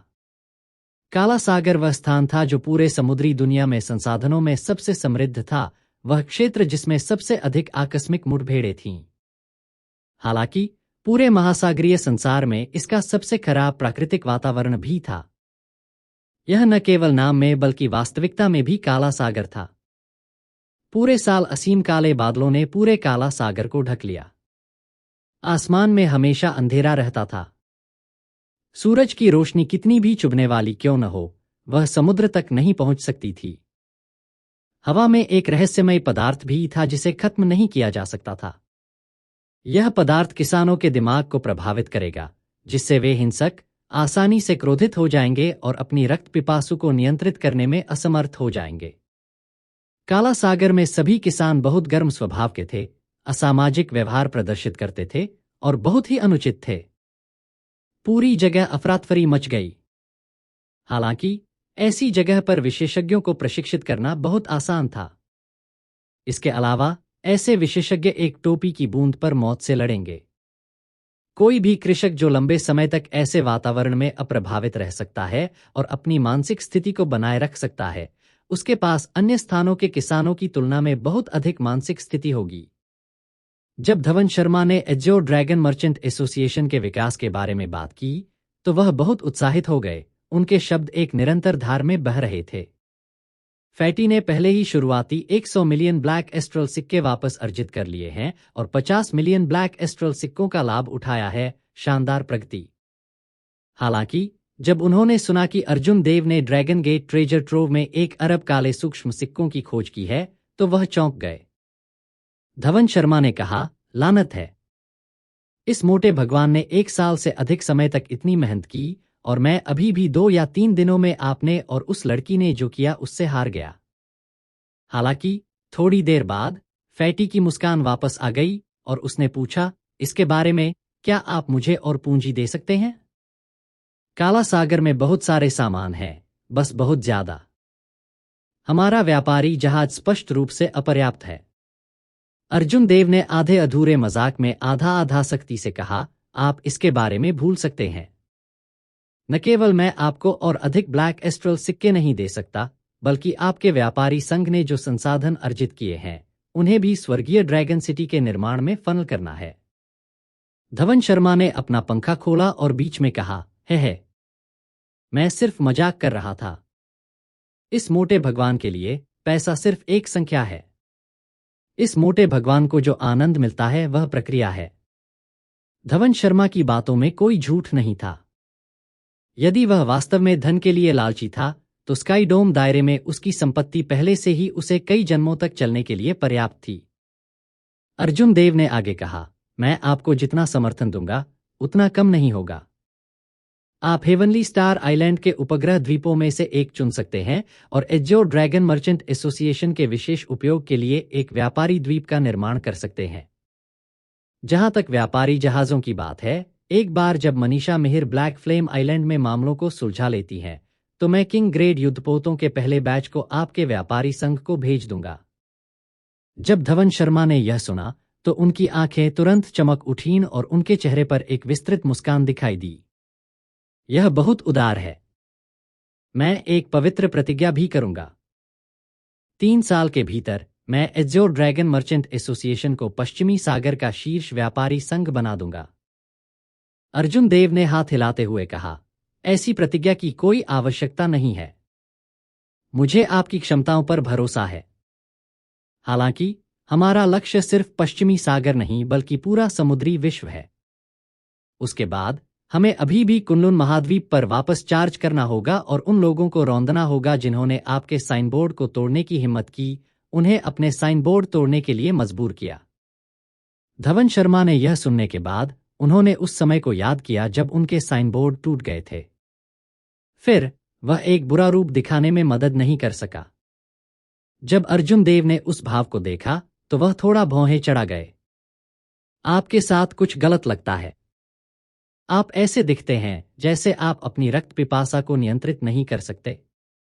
धवन शर्मा ने सिर हिलाते हुए कहा, काला सागर की यात्रा करने और वापस आने के बाद मुझे 1 महीने के लिए आराम करने की आवश्यकता है। अन्यथा यह गारंटी देना कठिन होगा कि मेरा चरित्र नहीं बदलेगा। स्थानीय काश्तकारों के अलावा कोई भी काला सागर में लंबे समय तक रहने की हिम्मत नहीं करता है। बेशक इसमें वे किसान शामिल नहीं हैं जो अपने दिमाग को शांत करने के लिए हैं। अर्जुन देव ने कुछ देर सोचा, फिर अपने माथे से सी मोनार्क हेडस्कार्फ हटा दिया। उन्होंने इसे धवन शर्मा को सौंपते हुए कहा, यह सी मोनार्क हेडस्कार्फ है। भविष्य में जब आप काला सागर में जाएंगे तो आप इसे पहन सकते हैं। मैं गारंटी देता हूं कि आपको चरित्र में कोई बदलाव नहीं आएगा। धवन शर्मा ने हेडस्कार्फ नहीं लिया। उन्होंने कहा, आपके स्वर से आप ऐसा लगता है कि मैं तुरंत काला सागर में वापस जा रहा हूं। आपके लिए इसे रखना बेहतर है। अर्जुन देव ने गंभीरता से कहा, मेरी मनस्थिति लंबे समय से उस स्तर पर पहुंच गई है जहां यह इतनी आसानी से प्रभावित नहीं होगी। काला सागर में वह रहस्यमय पदार्थ मुझे प्रभावित नहीं कर पाएगा। तुम्हारे मन की साधना मेरी तुलना में बहुत कमजोर है। खुद को मजबूर करने की कोई जरूरत नहीं है। सी मोनार्क हेडस्कार्फ के कई उपयोग थे। अर्जुन देव को यह काफी पसंद आया। हालांकि धवन शर्मा को स्पष्ट रूप से अर्जुन देव की तुलना में इसकी अधिक आवश्यकता थी, इसलिए अर्जुन देव को इसे अपने पास रखने की कोई आवश्यकता नहीं थी। एजो ड्रैगन मर्चेंट एसोसिएशन के तेजी से विकास के पीछे मुख्य प्रेरणा धवन शर्मा का काला सागर के लिए एक व्यापारिक मार्ग खोलने का भारी प्रयास था। अंत में अर्जुन देव ने पूछा कि गुरप्रीत कहाँ है, और उन्होंने धवन शर्मा को आराम करने के लिए जाने दिया। धवन शर्मा के जाने के बाद अर्जुन देव धीरे धीरे पवेलियन से बाहर चले गए और शिखर पर लौट आए। उन्होंने भविष्य के स्वर्गीय ड्रैगन सिटी की नींव रखने वाले लाखों लोगों को नीचा देखा। यह गतिविधि से गुलजार था, लेकिन बिल्कुल भी शोर नहीं था। मनीषा मेहर और सुसंत लैंड के प्रशासन के साथ लोगों की संख्या के बावजूद यह बहुत अराजक नहीं था। और भी दूर की जगह पर मेहर कबीला वर्तमान में ब्लैक फ्लेम आइलैंड पर ड्रैगन गेट के शोधन मंडप की नींव तैयार कर रहा था। चंचल और अन्य व्यक्तिगत रूप से विभिन्न संसाधन द्वीपों का प्रबंधन करने के लिए बाहर गए। पूरे स्वर्गीय सितारा द्वीप का विकास बहुत ही व्यवस्थित तरीके से आगे बढ़ रहा था। मुख्य द्वीप में रहने वाले असुर रेस मार्शल सम्राट के साथ हेवनली स्टार आइलैंड की संभावनाएं काफी आशाजनक लग रही थीं। मैं वास्तव में छोड़ना सहन नहीं कर सकता, अर्जुन देव ने स्नेह की अभिव्यक्ति प्रकट करते हुए बुदबुदाया। हालांकि चाहे कुछ भी हो, उसे अभी के लिए जाने की जरूरत थी। उसे अपनी खुद की आकस्मिक मुठभेड़ों को खोजने और अपनी आत्मा को स्वर्गीय मोहर के साथ मिलाने के लिए एक त्वरित लेकिन स्थिर तरीके की तलाश करने की आवश्यकता थी। अर्जुन देव स्वर्ग से युद्ध लड़ रहे थे। ज्यादातर लोगों का मानना था कि वह मार्शल सम्राट के लिए आगे नहीं बढ़ पाएंगे। वे उसे खुद का मजाक बनाते हुए देखने के लिए इंतजार कर रहे थे, यह देखने के लिए कि वह 4 साल बाद शिखर से कैसे गिरेगा। अर्जुन देव ने जिन विरोधियों को एक बार हराया था, वे सभी उस दिन के आने का इंतजार करते हुए ठंड से देखते थे। जब अर्जुन देव घर पर थे तो आकस्मिक मुठभेड़ों का आसमान से गिरना असंभव था। उसे सबसे खतरनाक जगहों पर रोमांच करने के लिए जाने और उनकी तलाश करने की जरूरत थी। अनिर्णय हमेशा परेशानी का कारण बनता था। अर्जुन देव ने अपनी आंखें बंद कर लीं और 3 बार गहरी सांस ली। जब उसने फिर से अपनी आंखें खोलीं, तो वह अब झिझक या चिंतित महसूस नहीं कर रहा था। अर्जुन देव ने जमीन से धक्का दिया और अपने पुराने दोस्तों को अलविदा कहने के लिए पहाड़ से नीचे चला गया।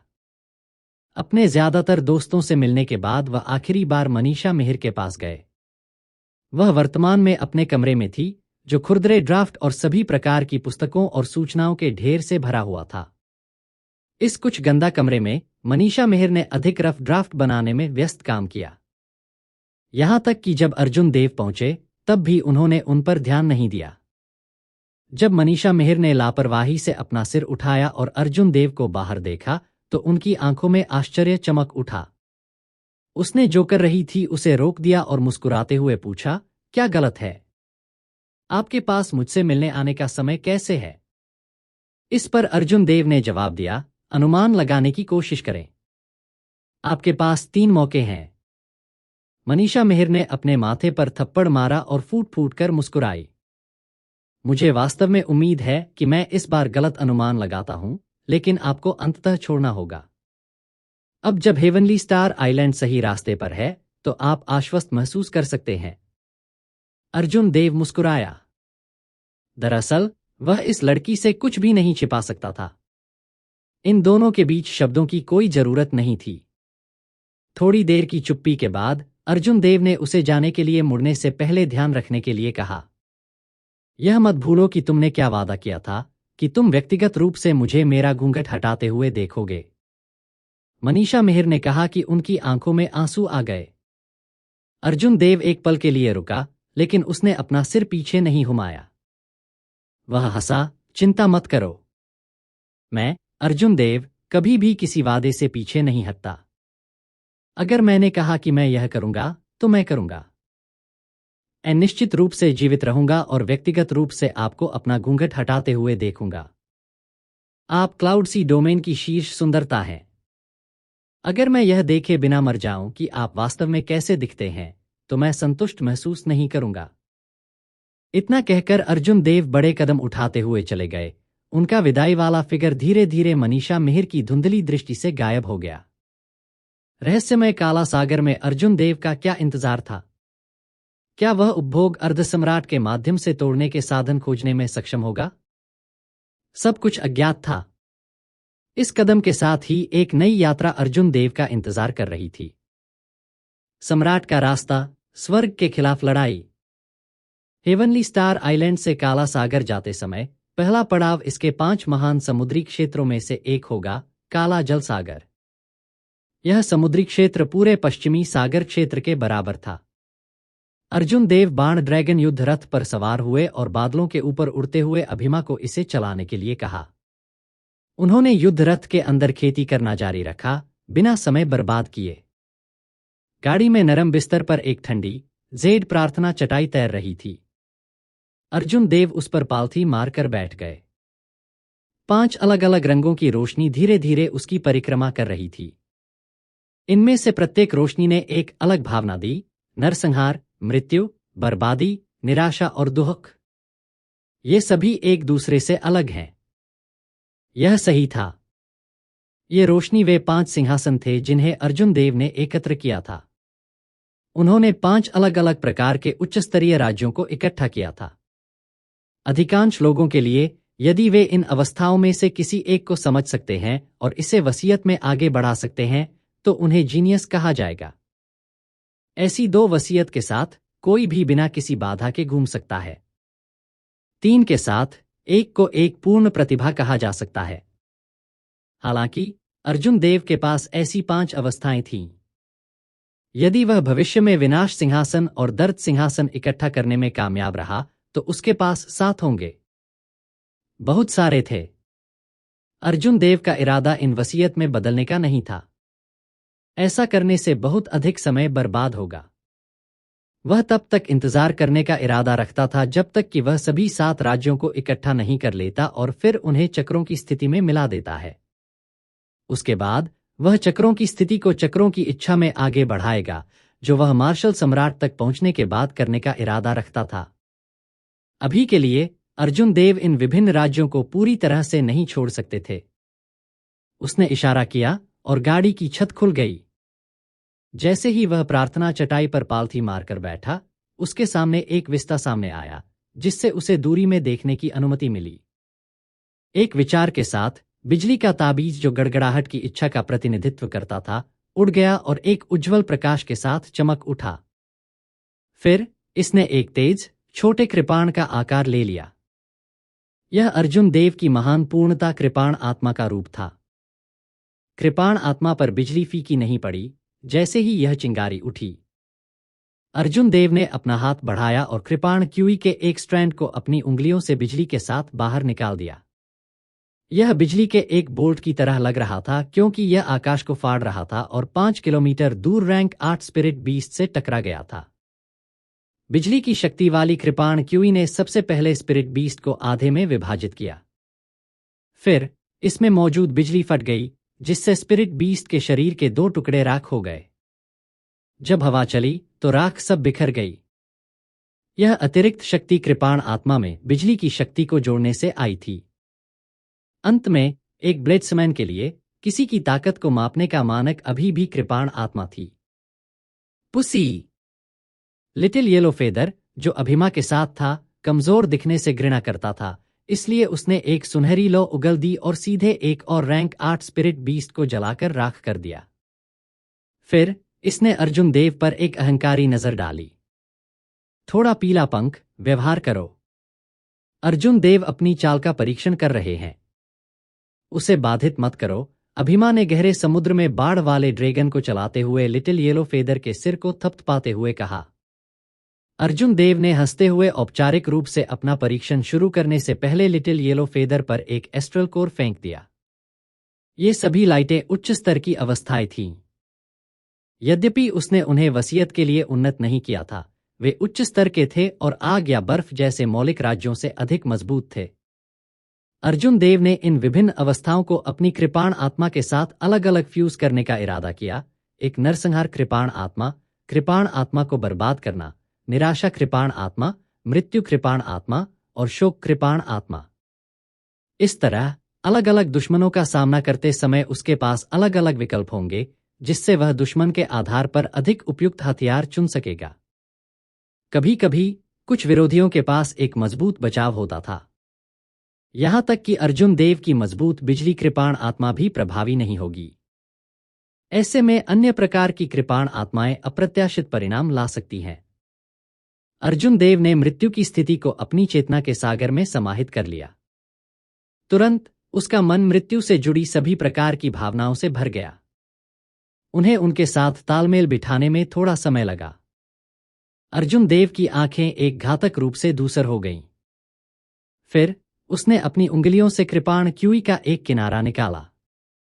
इस बार इसकी गति काफी धीमी थी। आकाश के माध्यम से फाड़ने वाली कृपाण क्यूई का प्रक्षेपवक्र ध्यान देने योग्य था। फिर कृपाण क्यूई ने 5 किलोमीटर दूर रैंक 8 स्पिरिट बीस्ट से टकराया। इस कृपाण क्यूई ने स्पिरिट बीस्ट को आधे में विभाजित नहीं किया।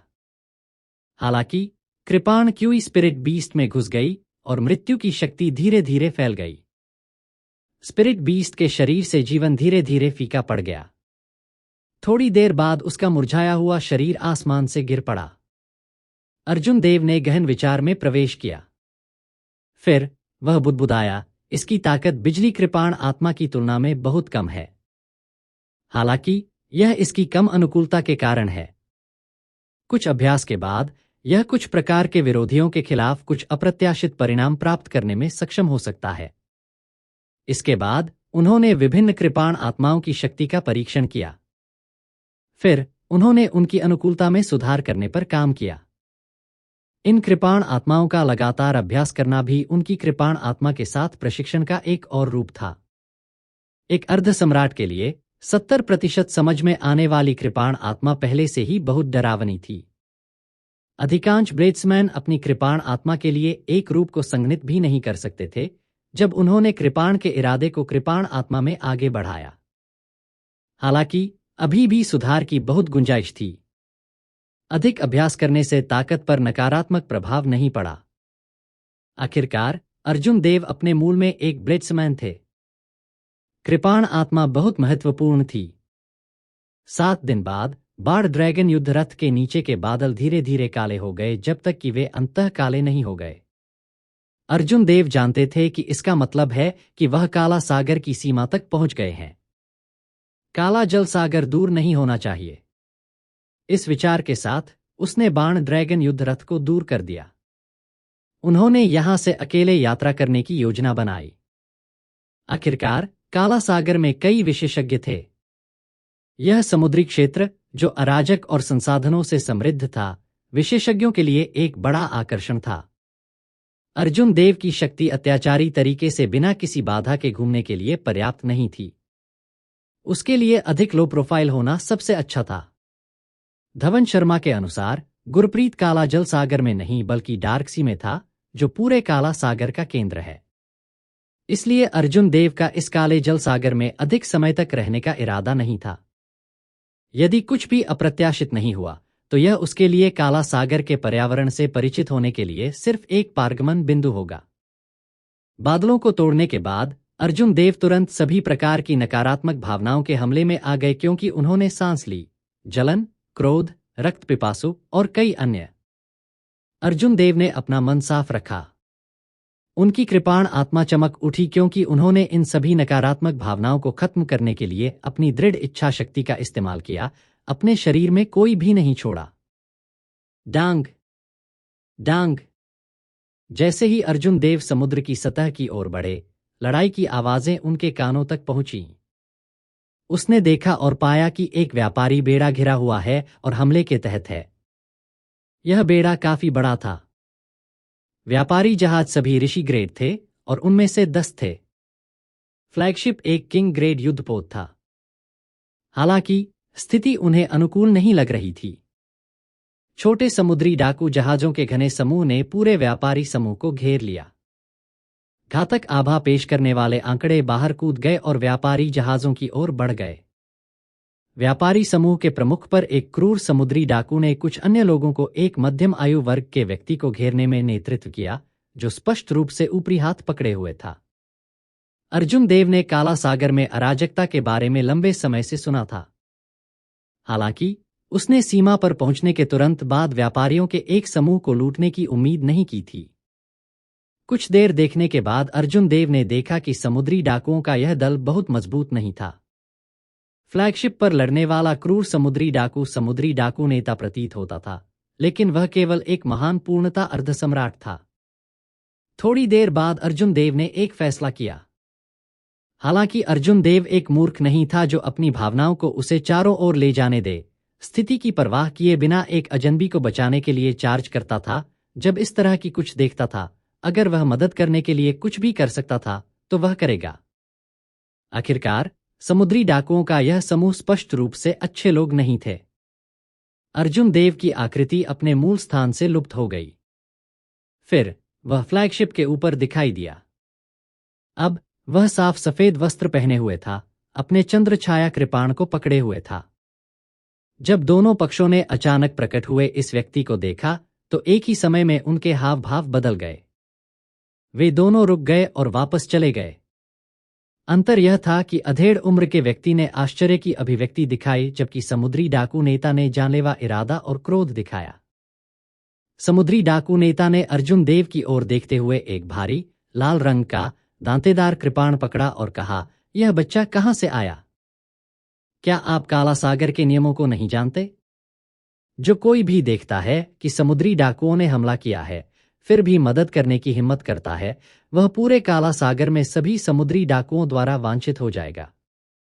इस बयान ने अर्जुन देव को कुछ हद तक स्तब्ध कर दिया। फिर वह अपने दिल में हंसा। यह दिलचस्प है। अन्य स्थानों पर यह समुद्री डाकू हैं जो वांछित हैं।